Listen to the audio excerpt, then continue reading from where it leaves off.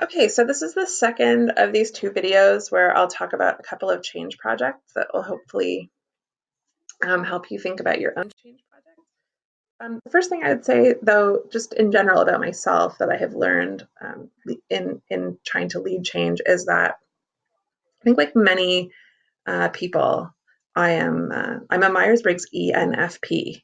Full disclosure, I'm a big ideas person, and I like to think about the big picture. And a lot of administrators actually are like that. Um, and they need, if you have an administrator that's like me, you can remind them that they need some really good INTJs in there to help them with the nuts and bolts of implementation, and some other people who are good at the long-term thing to bring them back on sustainability. So, in all the learning that I did, I learned about myself that the ideas part is the part I like. The implementation part I've gotten a lot better at as an administrator.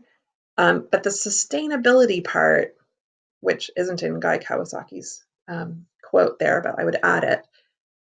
The looping back many times once something is in implementation, the looping to make sure that it gets fully embedded into the culture of the school before you get kind of excited about the next big idea. So for me, that's my downfall. And I have had to create structures in my school to help me and other administrators who are like me to really get stuck in. So some of those structures, let's just be specific. We've created a steering committee whose job is simply to just do nuts and bolts implementation communication about projects.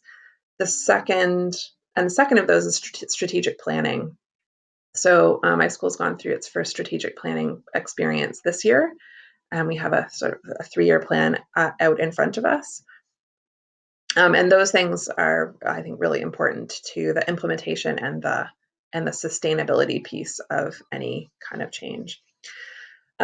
So the other thing I'll say before I talk about each project is how useful I think that some of the projects that I did for Endicott have been in my job. I've been lucky to be in a little bit of an administrative position while I was doing the degree. So I was able to do projects that I could immediately implement in the school. And that's been really, really very useful. So the first one here, assessment, grading, policies, and practices, is a project from Endicott. We also have used, I've used the marketing plan and several other change projects I've directly been able to use in the school. Okay, so I'll talk about the second project first because it's a little bit more cut and dried. The assessment, grading, policies, and practices project is very transformational. It has many, it's like a multi-headed hydra, like it affects many, many parts of the school and many things that happen, right down to individual teacher practices. So the second one is a little bit simpler. The student cell phone culture project is a little simpler. Not necessarily simpler to implement, but it just has fewer heads. So I'll talk about that one first.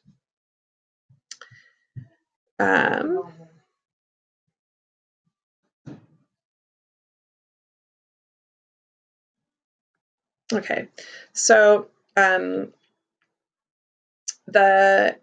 the cell phone project, the sense of urgency didn't have to be created. It came to me. Teachers were expressing a lot of frustration with how they felt the students were using cell phones, particularly at break time, but also in the classroom. Our policy was to leave it up to the teacher's discretion about how cell phones were used in the classroom, but that we didn't want them out on tables and stuff like that. And it was just taking up a lot of teacher and instructional time in the classrooms trying to just deal with the phones, especially sort of grade 9 and 10 level. It was pretty bad.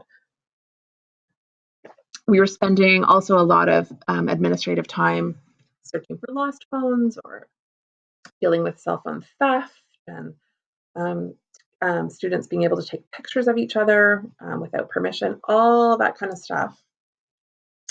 And we just came to the realization that maybe,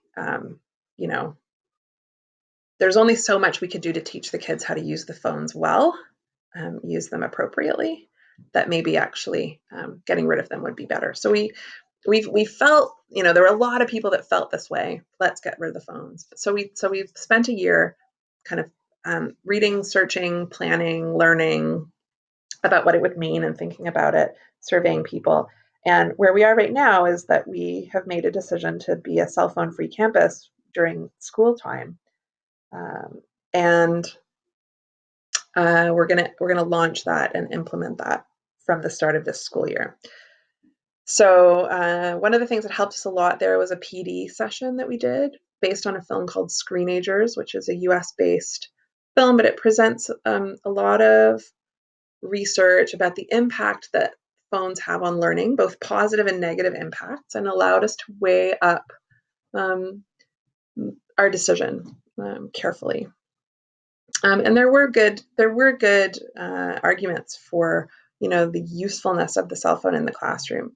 So we've created some mitigations in there for teachers who would like to use phones for a particular activity, and they can put a sign on their door that says that the cell phones will be in use for a particular activity. So, and what we really learned, of course, was that we need to bring the kids into the conversation a little bit and give them some of the information that we have about the impact that the phones are having on them. However, we can't expect them, especially in the adolescents and young teenagers, to be able to make good decisions, even if we gave them all the information that we have about the impact that the phones have.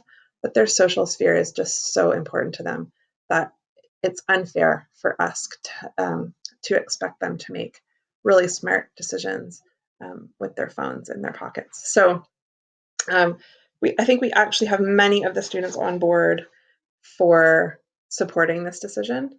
It's going to be painful for many of them, but I'm really excited about this plan for next year. So I'd be actually really interested in hearing about what the policies are in your school. And lots of schools are dealing with this at the moment and trying to find the happy place for them.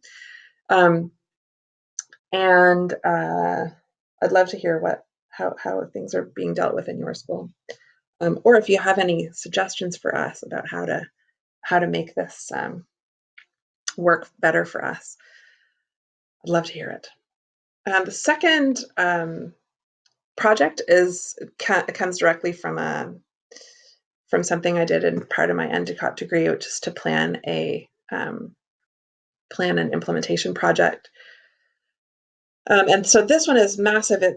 I'll tell you how this started. I arrived at the school and, as a teacher, and I was explained, they explained to us how we were assessing and how we were reporting. And the report card was just a list of percentages for every class. You just issued percentage out of for every child. So imagine, we have 6th and 7th graders in our school. Imagine your 6th grader comes home from school with a report card that doesn't have any comments on it. It just has the name of the class and a number out of 100.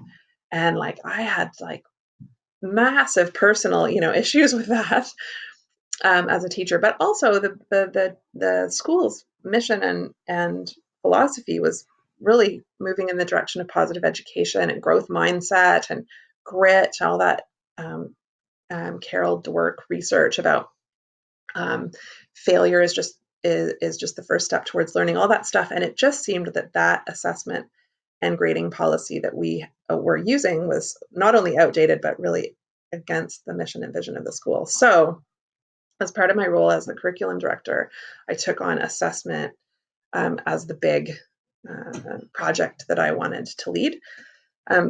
It's a great one because it pulls in so many parts of the school. It has an impact in so many places, but that's also what makes it really hard. So what you see on this slide is a 3-year implementation plan. The first year was planned, the blue thing that you can see, we're at the end of that year now, semester 1 and semester 2. We've done a year of professional learning and writing philosophy statements on assessment.